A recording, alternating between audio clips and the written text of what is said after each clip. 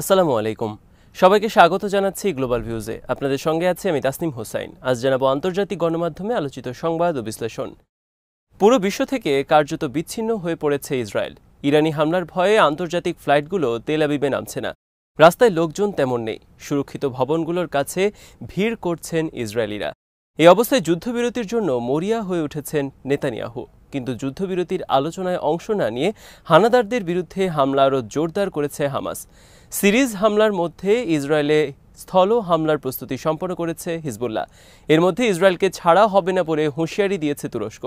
আল মায়াদিনের খবরে বলা হয়, টানা ৩১০ দিন ধরে গাজার বিভিন্ন যুদ্ধক্ষেত্রে হানাদার সেনাদের বিরুদ্ধে অভিযান চালিয়ে যাচ্ছেন ফিলিস্তিনি যোদ্ধারা। বুধবারের অভিযান কেন্দ্রীভূত ছিল দক্ষিণ গাজার খান ইউনিসে। সেখানে গত বছরের অক্টোবরের পর চতুর্থবারের মতো বর্বরতা শুরু করেছে ইসরায়েল। অভিযান হয়েছে রাফা এবং নেতজারি মুখেও। এদিন আল কুদস ব্রিগেডসের মিলিটারি মিডিয়া খান ইউনিসে ইসরায়েলি আর্মি কমান্ড পোস্টে আবাবিল শেল নিক্ষেপের পর ফুটেজ প্রকাশ করে। নেতজারিম অক্ষের সরবরাহ লাইনে অবস্থান নেওয়া ইসরায়েলি সেনাদের উপর মর্টার হামলার কথাও জানিয়েছেন তারা।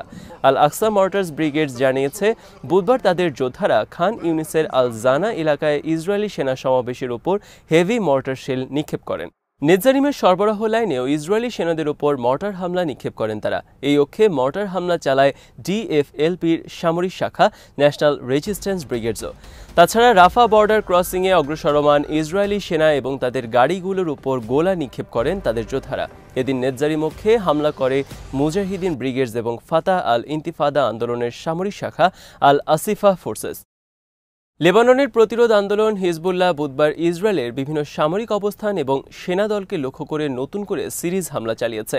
সকাল 8:30টার দিকে নাম প্রকাশ না করা অস্ত্রের মাধ্যমে মেতুলা সাইটের নজরদারি যন্ত্রপাতি ধ্বংস করে দিনের অভিযান শুরু করেন তারা। এরপর তাদের যোদ্ধারা বিভিন্ন রকেট ব্যবহার করে আল বাগদাদি, জেবদিন বারাক, আল রামথা এবং শেতুল্লাহ ফরেস্টে ইসরায়েলি সেনা অবস্থানগুলোতে সরাসরি আঘাত করেন। লেবাননে ইসরায়েলি হামলায় নারী, শিশুসহ 17 জন আহত হওয়ার ঘটনার জবাবে হিজবুল্লাহর যোদ্ধারা এই দিন দুটি অভিযান পরিচালনা করেন। প্রথম অভিযানে এক ঝাঁক ড্রোন ব্যবহার করে উত্তর আবিরিমে নবনির্মিত ইসরায়েলি সেনা অবস্থান সরাসরি আঘাত করা হয়। এরপর কিরিয়াত শামোনা বসতিতে নিক্ষেপ করা হয় কাতিউশা রকেটের ব্যারেজ। ইসরায়েলের চ্যানেল 12 নিশ্চিত করেছে, রকেটগুলো বসতিতে সরাসরি আঘাত হানে এবং একটি বাস স্টেশনে আগুন ধরে যায়। হামলার পর কিরিয়াত শামোনার মেয়র আভিচি স্টার্ন পরবর্তী নির্দেশ না দেওয়া পর্যন্ত সুরক্ষিত এলাকাগুলোতে আশ্রয় নিতে বসতি স্থাপনকারীদের প্রতি আহ্বান জানান।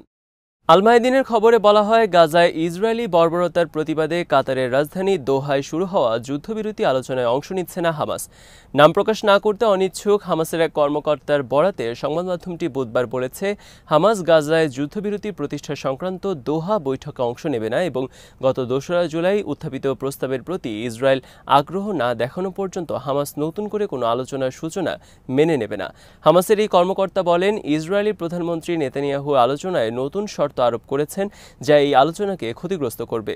মিশর, কাতার এবং যুক্তরাষ্ট্র যখন বৃহস্পতিবার কাতারে যুদ্ধবিরতির আলোচনা আবারও শুরু করার সময় নির্ধারণ করেছে, তখন হামাস নেতা এই প্রতিক্রিয়া জানালেন। এর আগে বুধবার লেবাননে নিযুক্ত হামাসের প্রতিনিধি আমহাদ আবদেল হাদি আল মায়াদিনকে বলেছিলেন, প্রতিরোধ অক্ষ যখন ইসমাইল হানিয়া এবং ফুয়াদ শুকুরের হত্যাকাণ্ডের জবাব দেওয়ার প্রস্তুতি নিচ্ছে, তখন স্পষ্টতই নেতানিয়াহু প্রতারণা এবং সময় ক্ষেপণের চেষ্টা করছেন। তিনি বলেন, নেতানিয়াহু এবং তার উগ্রপন্থী মন্ত্রিসভাকে বাঁচিয়ে দেওয়ার জন্য যে আলোচনার আয়োজন করা হয় তাতে হামাস অংশ নিতে পারে না।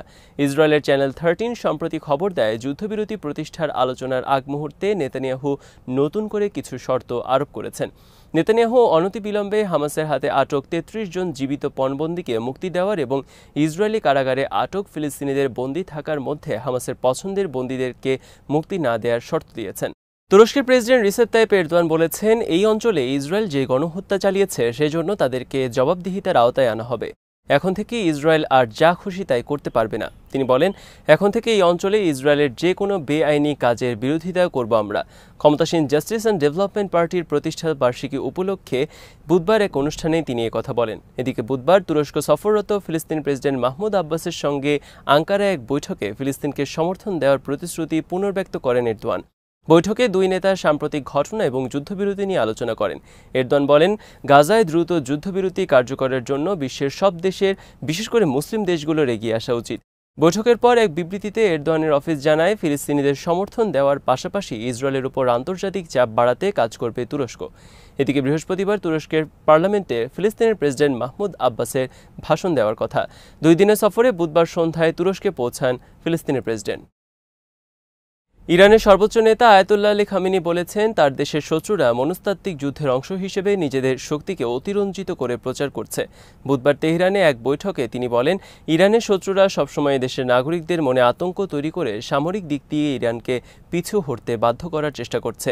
খামেনি বলেন, ইসলামী বিপ্লবের বিজয়ের পর থেকে তারা আমাদের জনগণের মনে এই ভয় ধরিয়ে দেওয়ার চেষ্টা করেছে যে আমাদেরকে সবসময় যুক্তরাষ্ট্র, ব্রিটেন এবং ইহুদিবাদীদের ভয় করে চলতে হবে।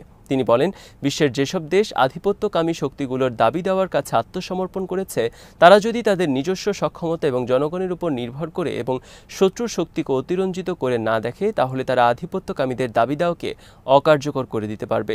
সর্বোচ্চ নেতা আরও বলেন, ইরানের বীর শহীদরা শত্রুর সামরিক এবং সাংস্কৃতিক অগ্রাসনের কাছে আত্মসমর্পণ করেননি এবং তাদের আত্মত্যাগের মাধ্যমে পাওয়া এই ভূখণ্ডে আমাদের আত্মসমর্পণ করার কোনো অধিকার নেই। ইয়েমেনের সুপ্রিম পলিটিক্যাল কাউন্সিলের প্রেসিডেন্ট মাহদি আল মাসাদ ইসরায়েলের বিরুদ্ধে 2006 সালের যুদ্ধজয়ের বার্ষিকীতে লেবাননকে অভিনন্দন জানিয়ে বলেছেন, প্রতিরোধ যোদ্ধাদের বিজয়ের এই ধারা অব্যাহত থাকবে এবং সব প্রতিরোধ আন্দোলনের জন্য এই বিজয় বাতিঘর হিসেবে কাজ করবে। বুধবার এক বিবৃতিতে আল মাসাদ বলেন, ইসরায়েল সরকার এখনও পরাজয়ের তিক্ত স্বাদ গ্রহণ করছে। এর মধ্যেই যুদ্ধের বিস্তৃতি ঘটানোর বিষয়ে তাদের অক্ষমতা স্পষ্ট হয়েছে। ইসলামী প্রতিরোধ সংগঠনগুলো অতীতের যে কোনো সময়ের তুলনায় এখন অনেক বেশি শক্তিশালী বলে মন্তব্য করেন তিনি।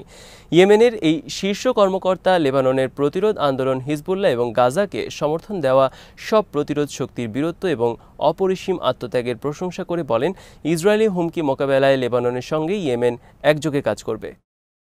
ইসরায়েলি সংবাদপত্র হারেজ বলেছে, ইসরায়েল এখন নিজেকে কেবল বিচ্ছিন্ন মনে করছে না, বরং অবরুদ্ধ মনে করছে। বিশেষ করে বিমান চলাচল খাতে তাদের অবস্থা শোচনীয়। তেহরানে হামাস নেতা ইসমাইল হানিয়া এবং বৈরুতে হিজবুল্লাহ কমান্ডার ফুয়াদ শুকুর হত্যাকাণ্ডের প্রতিক্রিয়ায় ইরান এবং হিজবুল্লাহর সম্ভাব্য হামলার ব্যাপারে উচ্চ সতর্কতায় রয়েছে তারা। হারেজ বলছে, ইসরায়েল একসময় বিশ্ব সম্প্রদায়ের অবিচ্ছেদ্য অংশ ছিল। নিয়মিত ফ্লাইট ওঠানামা করত এবং লোকজন অবাধে এখানে চলাফেরা করত, কিন্তু সেই অবস্থা এখন নেই। এই বাস্তবতাকে অবরুদ্ধ হিসেবে বর্ণনা করেছে সংবাদ মাধ্যমটি। খবরে বলা হয়, ইসরায়েলের অভ্যন্তরীণ ফ্লাইট পরিচালনা প্রায় অসম্ভব হয়ে গেছে। অনেক বসতি স্থাপনকারী সম্ভাব্য হামলার ভয়ে সুরক্ষিত আশ্রয়স্থলের কাছাকাছি অবস্থান করছেন। হারেজের বর্ণনা অনুযায়ী নিজেকে অবরুদ্ধ মনে করার এই অবস্থা তীব্র হয় গত সপ্তাহে, যখন আন্তর্জাতিক এয়ারলাইন্সগুলো তেল আবিবকে এড়িয়ে চলা শুরু করে। এই অবস্থা আরও বেগতিক হয় যখন ইউরোপের দ্বিতীয় বৃহত্তম এয়ারলাইন্স লুফথানসা ইসরায়েলে ফ্লাইট অবতরণ বন্ধ করে দেয়। এরপর তাদের এভিয়েশন সেক্টরে আক্ষরিক অর্থেই বিপর্যয় নেমে আসে।